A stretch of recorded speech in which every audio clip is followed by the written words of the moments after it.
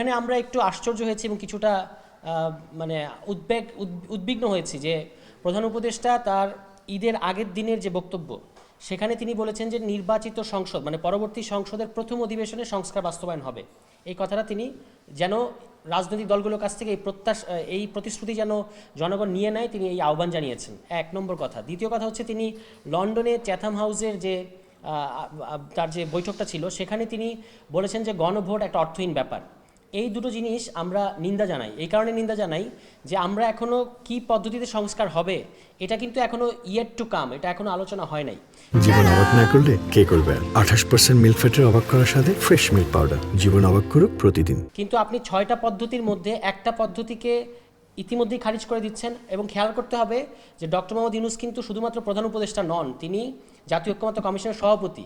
জাতীয় ঐক্যমত্য কমিশনের সভাপতির জায়গা থেকে তিনি যখন একটা পদ্ধতিকে ইতিমধ্যেই খারিজ করে দিয়েছেন যে গণভোট অর্থহীন, এবং তিনি আবার একটা পদ্ধতির প্রতি পক্ষপাত জানিয়েছেন যে নির্বাচিত সংসদে সংস্কার হবে, তাহলে এই যে জাতীয় ঐক্যমত্য কমিশনের সকল দল মিলে আলোচনা হচ্ছে এইটাই কিন্তু তিনি এক ধরনের অর্থহীন মানে করে ফেলেছেন এই ইতিমধ্যেই তার এই বক্তব্যগুলোর মধ্য দিয়ে। তা আমাদের আহ্বান থাকবে যে তারা যে নির্বাচনের রোডম্যাপ নিয়ে বা নির্বাচনের তারিখ আগানো পেছানো নিয়ে লন্ডনে যে আলোচনা হয়েছে, এটা যেটুকু হওয়ার হয়েছে সেখানে দুটো শর্তের কথা এসছে যে পর্যাপ্ত প্রস্তুতি সম্পন্ন হওয়া, এর পাশাপাশি যে বিচার এবং সংস্কার প্রশ্নে দৃশ্যমান অগ্রগতির সাপেক্ষে এই ডেটটা ভাবা যেতে পারে, এরকম একটা কথা এসছে। তো আমরা আহ্বান জানাবো যে এটা আপনারা যদি এর মধ্যে, আমরা আগেও বলেছি যে ডিসেম্বর থেকে জুনের মধ্যে যে কোনো সময়ে যদি নির্বাচন হয়, জুলাই ঘোষণাপত্র, জুলাই সনদ, ইসি পুনর্গঠন, অর্থাৎ একটা রাষ্ট্রের একটা মৌলিক সংস্কারের ভিত্তিতে যদি এই সময়ের মধ্যে নির্বাচন হয় আমরা কখনোই আপত্তি করি না, এখনও করছি না। কিন্তু আমরা প্রধান উপদেষ্টার প্রতি আহ্বান জানাবো যে আপনি দেশে এসে অবিলম্বে আপনার এই বক্তব্যটা প্রত্যাহার করবেন যে আপনি বলেছেন যে নির্বাচিত সংসদে সংস্কার হবে এবং গণভোট আসলে অর্থহীন।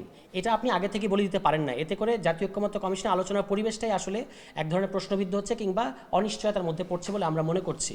এছাড়াও আপনি যেটা প্রশ্ন করেছেন ইসি নিয়ে, এই ইসির নিরপেক্ষতা যে প্রশ্নবিদ্ধ, এটা কিন্তু এমনকি উচ্চ আদালতের আপিল বিভাগের প্রধান বিচারপতির নেতৃত্বে যে বেঞ্চ গঠিত হয়েছিল সেই বেঞ্চও মন্তব্য করেছেন যে আপনারা কীভাবে মানে নিরপেক্ষ নির্বাচন কিভাবে করবেন।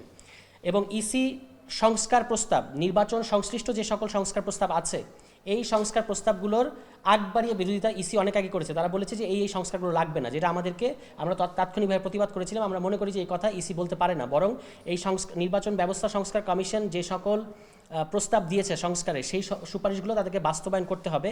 কোন কোন সংস্কারগুলো, এবং তার মধ্যে সরকার আবার কিছু জিনিসকে আশু বাস্তবায়নযোগ্য হিসেবে চিহ্নিত করেছে, তো সেগুলো মানে বাস্তবায়ন হতে হবে। 2022 সালের এই কালাকানুন, যেটাকে তখন বিএনপি সহ সকল দল বলেছিল যেটা একটা বাকশালী আইন, নির্বাচন কমিশনের আইনটা, এবং বিএনপির 31 দফার 7ম দফায় আছে যে তারা এই আইন সংস্কার করতে চায়। তাহলে এখন কি আমরা আশা করব যে আপনারা নির্বাচনে আগে একটা দল জয়ী হবে, তারপর তার সংসদে গিয়ে আপনি এই আইন সংশোধন করবেন, নাকি সংশোধিত আইনের ভিত্তিতে নির্বাচন হবে? এটা একটা গুরুত্বপূর্ণ প্রশ্ন।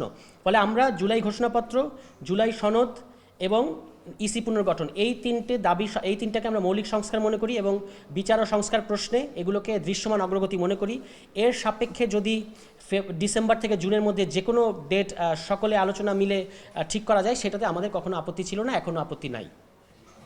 এবং আজকের মিটিংয়েও এটা কিন্তু কন্ডিশনাল।